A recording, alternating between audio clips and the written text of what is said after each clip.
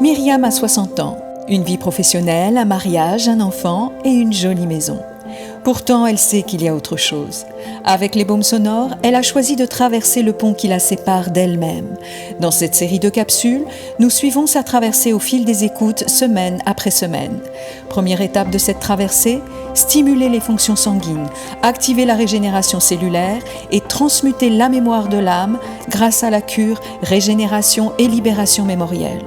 Dans cette capsule, nous faisons le point sur la 7e et dernière semaine d'écoute avec le baume combiné numéro 11 dédié à la sphère sanguine. Vous êtes les bienvenus à bord. Pensez à vous abonner et à partager ce podcast. Bonjour Myriam. Bonjour Irine.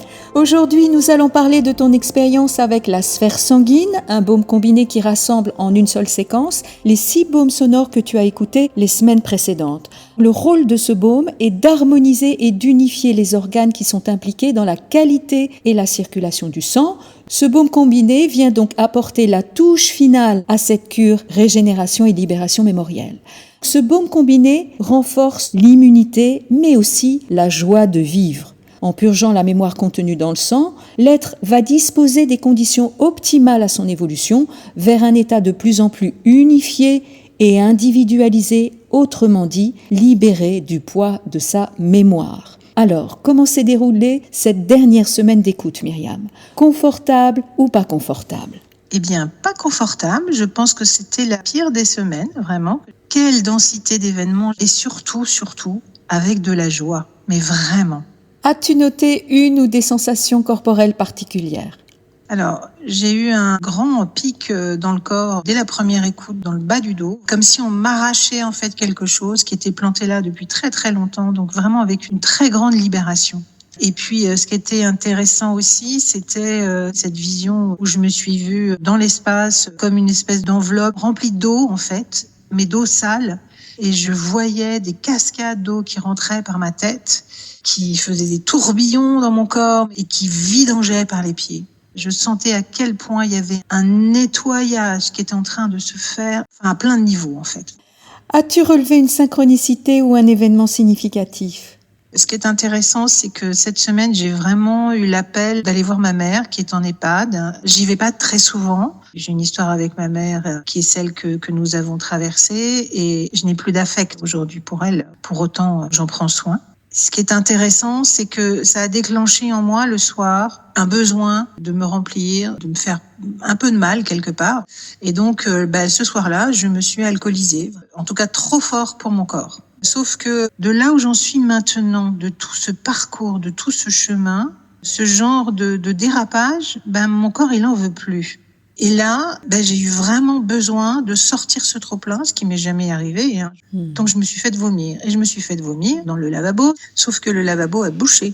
Mon corps a dit non. Et là, le lavabo, il a dit « moi, j'en veux pas non plus. » Et là, j'étais là, je regardais ça avec beaucoup d'un autre espace. Avant cette cure, j'aurais éprouvé de la honte, une vraie gêne. Là, c'était pas ça. C'était juste, ok, ça c'est ma réalité à un instant T. Ça n'est pas moi, ça n'est pas qui je suis. Et dans la journée après, j'ai tout fait pour évacuer ce lavabo, rien à faire. Là aussi, ça bloquait. Et j'ai fait intérieurement, va falloir que je démonte tout pour que ça s'en lave. Ok, très bien. Et au moment où j'ai accepté ça, tout est parti d'un coup. Tu vois comme le processus se manifeste dans ta réalité. Alors, on a déjà parlé du mode opératoire des baumes sonores, c'est-à-dire que les premiers jours, le processus s'inscrit dans le corps.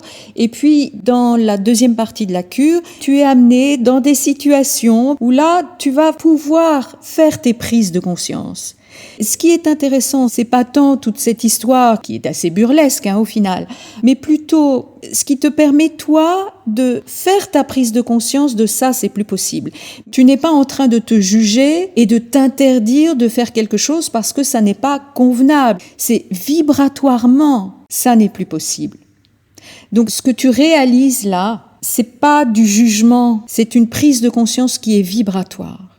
Et puis c'est intéressant aussi de voir que ce que tu vis dans ta matière fait aussi écho à cet être immatériel qui lui-même est purgé énergétiquement.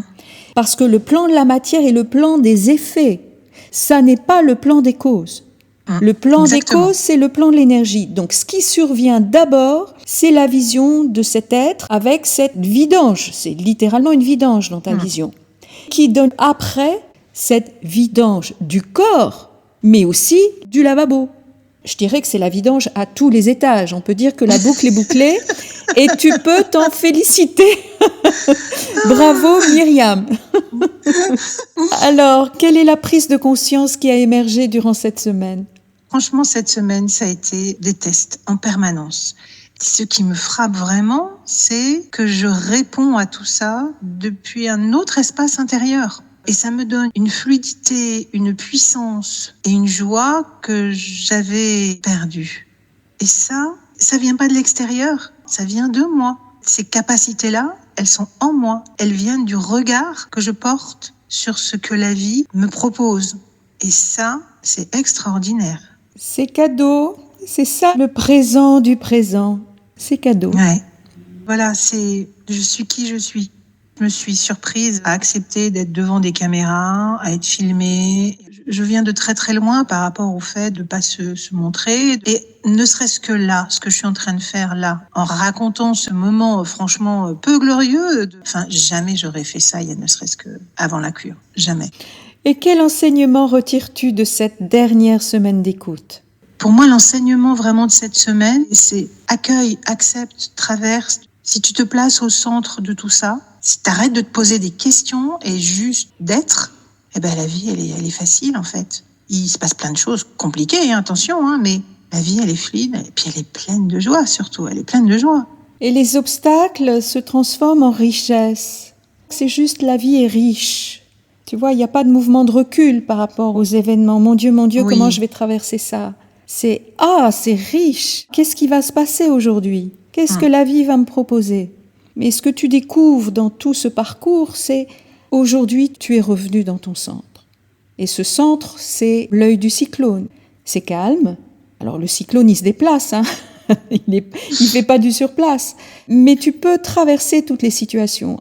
Lorsqu'on se demande qu'est-ce que je peux faire, ça c'est la question de l'ego qui est en périphérie, où il est constamment confronté à des situations pour lui insurmontables.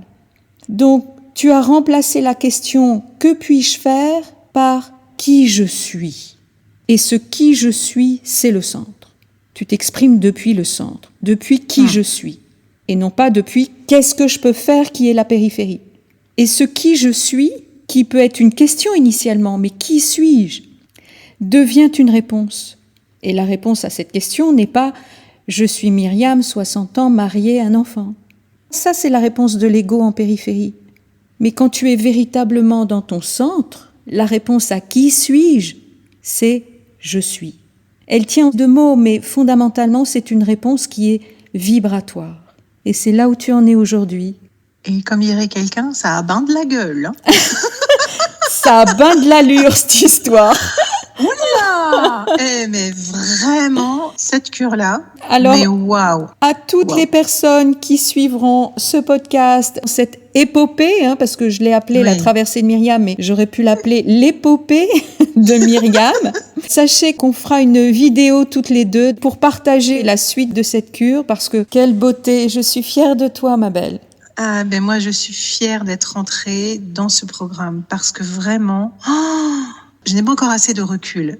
C'est un travail extraordinaire. C'est une opportunité, j'insiste, mais c'est une telle chance de pouvoir faire ce travail. Alors oui, ça implique d'y aller, mais une fois qu'on traverse le miroir, qu'on va de l'autre côté, waouh. Je parle souvent du cadeau, mais le cadeau, on peut aller le chercher que quand on a effectué la traversée. On traverse et sur l'autre rive, on vous attend avec un cadeau. Et là, le cadeau, ma jolie, c'est la joie qui t'anime. Yes! Bravo, je t'embrasse bien fort, Myriam. Et je te dis aussi. À très bientôt pour de futures aventures. À très bientôt. Si vous aussi, vous sentez qu'il est temps de vous lancer dans cette traversée intérieure pour devenir qui vous êtes vraiment, rendez-vous sur le site de la marque Tenso pour découvrir l'univers des baumes sonores. N'hésitez pas à demander un conseil personnalisé, je me ferai une immense joie de vous accompagner. Rendez-vous pour la suite de la traversée de Myriam, car cette traversée est aussi la vôtre. À très bientôt.